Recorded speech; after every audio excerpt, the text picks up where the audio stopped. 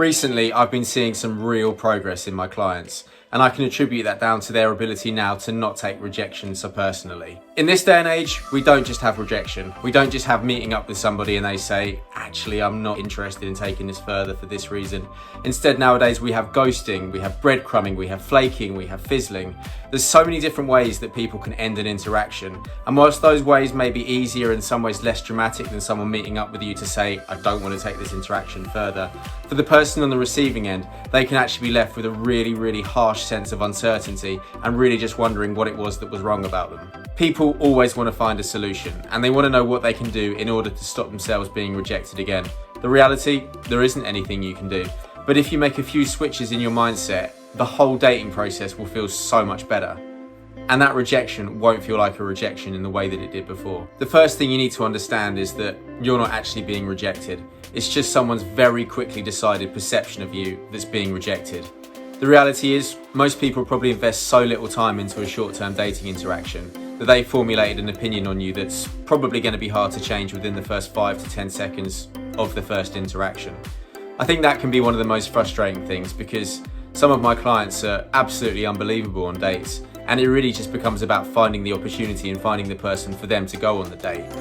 One of the things I do and one of the things I tell them is that it becomes really, really key to get as much of your personality across as soon as you can within your first interaction. And it's amazing when they start doing that, just how successful they actually become. Just because by showing a stronger sense of self-identity, it kind of implies that A, they've got a stronger sense of self-worth, but also for their perspective, it really helps filter out the ones that won't necessarily be a good match for them because they're actually perhaps being judged on the first 10 to 15% of their character. It's a really, really powerful mind shift switch to actually make. And subconsciously, it also does something else as well, because I see it with guys more. They see a girl that they perceive to be attractive and they put her on this really, really high pedestal just based on how they perceive her beauty.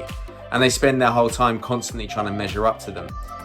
But by putting their character out and by being the stronger one and by saying, look, this girl is attractive, but this is what I've got and I want you to see that, it just switches the paradigm so quickly. And it really forces the girl in question to actually think a lot harder about the decision that she's actually got to make.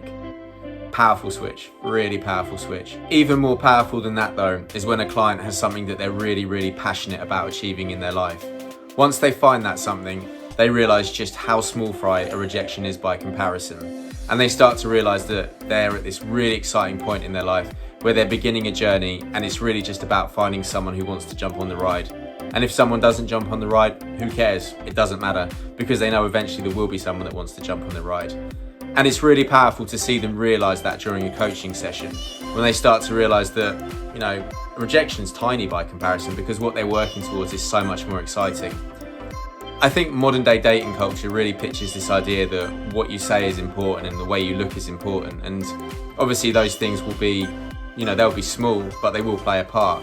But people amp them up to be of real significance.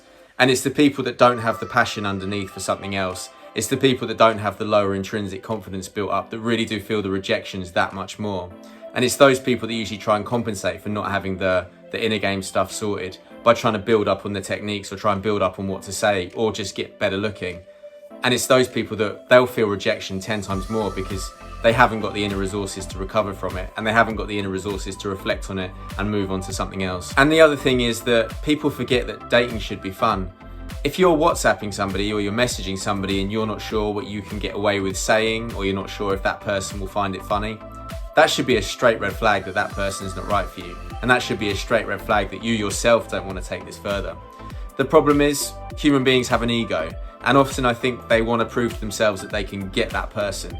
But if they're trying to get that person or they're putting themselves out there for that person and they're doing things or being something that they don't find it fun to be, chances are the other person's not finding the whole experience fun either.